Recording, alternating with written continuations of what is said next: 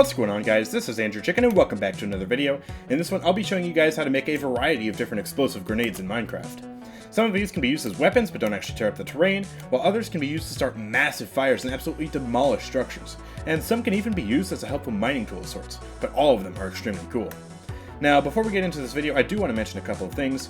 Number one, all of the commands used in this video will be posted in the description as well as a world download if you guys want to play with these for yourself.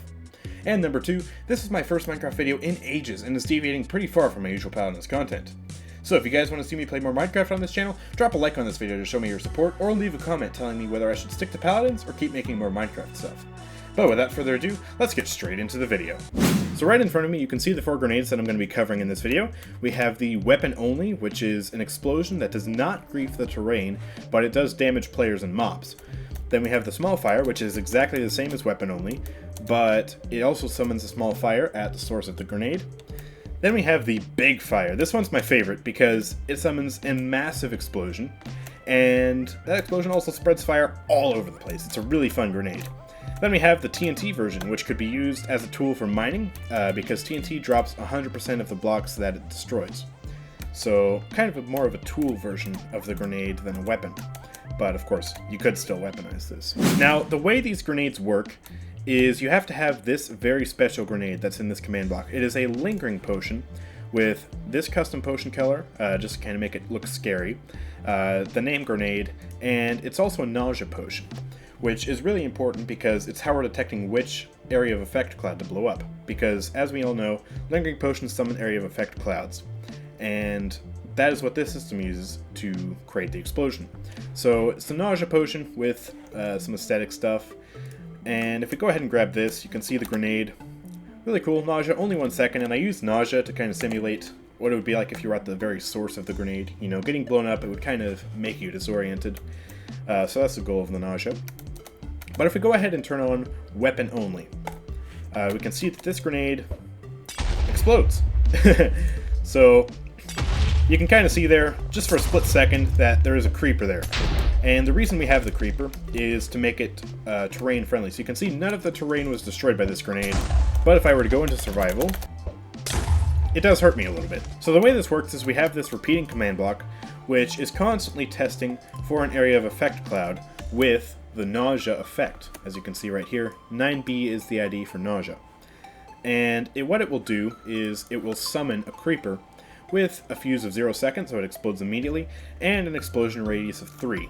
Now, I've actually done a bit of testing, and I found that the best explosion radius, if you're trying to use this in survival as like a PvP sort of tool, is to have it at an explosion radius of 2.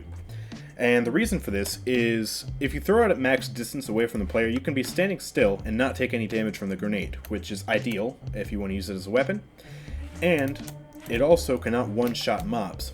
So if we go ahead and take this grenade here and test it on Mr. Zombie over here, if we throw it, you can see he doesn't die in one shot. It takes 2 shots to kill him.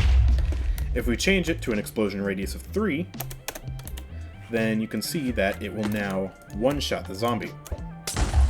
So this is a way to kind of balance the grenade and make it so that it's not an overpowered tool of destruction. Now, the other 2 command blocks I have back here, one of them is conditional, and it's when the repeating block detects an area of effect cloud, and that is that it will kill the area of effect cloud of the nausea cloud. So you can see again we have the NBT data, and it's just killing all of the area of effect clouds of this explosion. And then the last one is just to make sure that mob griefing is off when we use this grenade, just so the creeper doesn't blow up the terrain. And just to make sure that it does work, only with this grenade and not with another lingering potion, let's go ahead and grab a few different types of lingering potions. And you can see no explosion, and no explosion. But if we throw a grenade, boom, explosion. So this is pretty foolproof. You can only explode stuff with this grenade. Now the second type we have here is the small fire. This works the exact same way, except we have one additional command block right here. And what this will do is it will set the block at the center of the area of effect cloud, again the nausea area of effect cloud, not any other effect cloud, to fire. So if we turn this on and we throw it at this chunk of wood, you can see we now have a fire, and this will spread and eventually consume this entire block of wood, which is pretty cool. And it's also important to note that All 4 of these use the exact same grenade, so there's no need to have 4 of these different type of give grenade blocks. Of course, you could if you wanted to, and just replace the effect both in here, replace it with a different number in the ID right here, and then a different number in the ID on the NBT data here.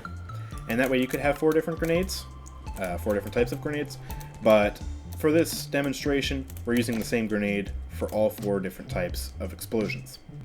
Now, the big fire. This one is my absolute favorite.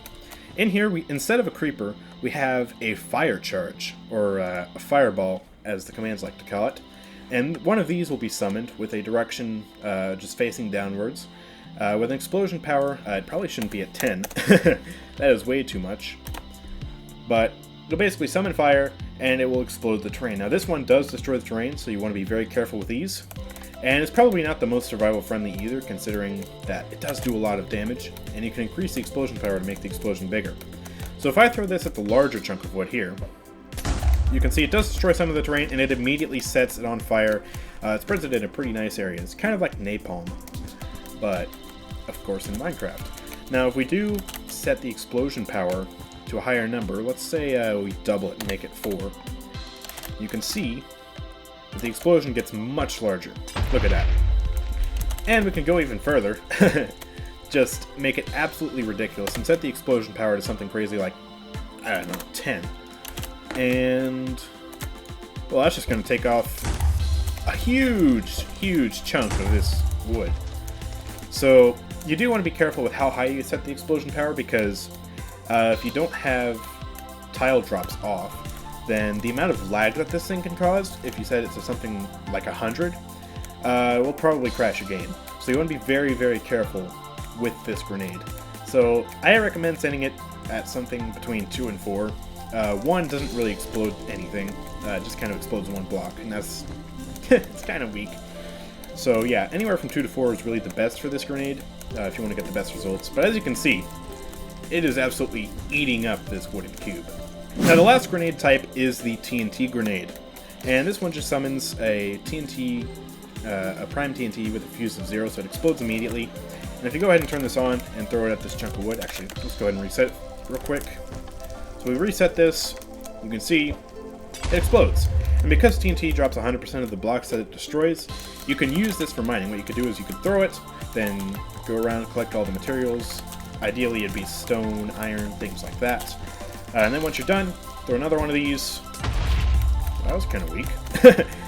Yeah, throw another one of these and collect the drops, rinse and repeat. So it's kind of a more convenient way of mining with TNT, because traditionally if you wanted to mine with TNT, you'd either have to make some sort of ridiculous duplicating flying machine, or just use it manually, and that's not really efficient. So if you wanted to set this up on like a single player world, or a private server where you know people aren't going to grief with this, you could make like a command trade booth, where you buy one of these for like an iron ingot or something, and then you can use these to mine, which would be pretty cool. Carry around a shulker box of them, and boom. Easy mining. So anyways, that's going to be the end of this video. If you guys have enjoyed, then be sure to drop a like on this video and subscribe for more content like this from me. Also, make sure to follow me on Twitch and check out my Discord server, both of which are linked in the description. I'll see you guys next time. Peace out.